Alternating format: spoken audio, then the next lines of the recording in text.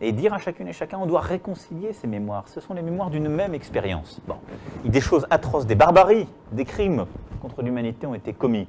Et donc, il faut, aujourd'hui, réparer cela. Et c'est ce travail que je ferai en tant que président. En même temps, je veux construire un avenir sur cette base-là, mais un avenir volontaire et volontariste. Parce que c'est aujourd'hui, maintenant, là, que nous devons construire ensemble justement cet avenir conjoint, qu'on doit réussir à construire, ce pont pour un Maghreb plus fort, pour une politique africaine plus ambitieuse, mais en même temps pour un partenariat beaucoup plus stable, sur le plan académique, sur le plan économique, sur le plan énergétique, sur le plan sécurité. Et vous parlez de mémoire, une question qui est toujours posée entre les deux pays 54 ans après les indépendances.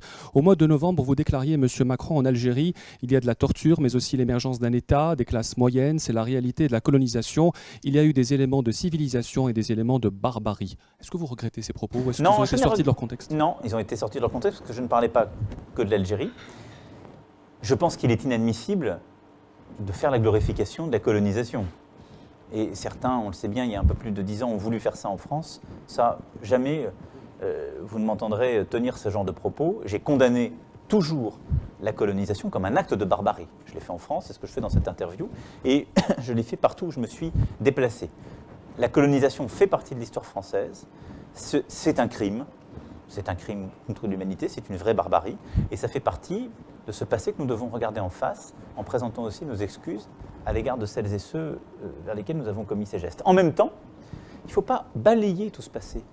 Et je ne regrette pas cela parce qu'il y a une jolie formule qui vaut pour l'Algérie. La France a installé les droits de l'homme en Algérie. Simplement, elle a oublié de les lire. C'est une jolie formule pour expliquer ce qu'est cette période. C'est-à-dire qu'il n'y a pas eu... Il y a eu des crimes terribles, il y a eu de la torture, il y a eu de la barbarie, parce que la colonisation est un acte de domination et de non-reconnaissance de l'autonomie d'un peuple. Mais en même temps, je ne veux pas qu'on tombe, tout en reconnaissant ce crime, dans la culture de la culpabilisation sur laquelle on ne construit rien. Vous voyez, c'est ce chemin de crête que je veux que nous prenions ensemble. Donc, je veux dire par là qu'il ne faut absolument pas lire mes propos comme des éléments qui nient le fait de la colonisation et sa barbarie.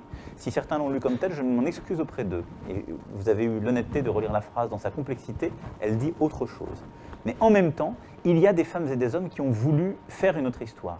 Ils ont échoué à cela, l'État français a échoué à cela, mais il y a eu des passeurs, il y a des femmes et des hommes qui portaient mieux que la colonisation. Est-ce que cette question de la mémoire a été évoquée dans vos entretiens avec le Bien Premier sûr. ministre et les membres du gouvernement? Elle a été évoquée, je l'ai évoquée aussi ce soir lors de la réunion publique que nous avons tenue, parce que je considère qu'on doit pouvoir en parler.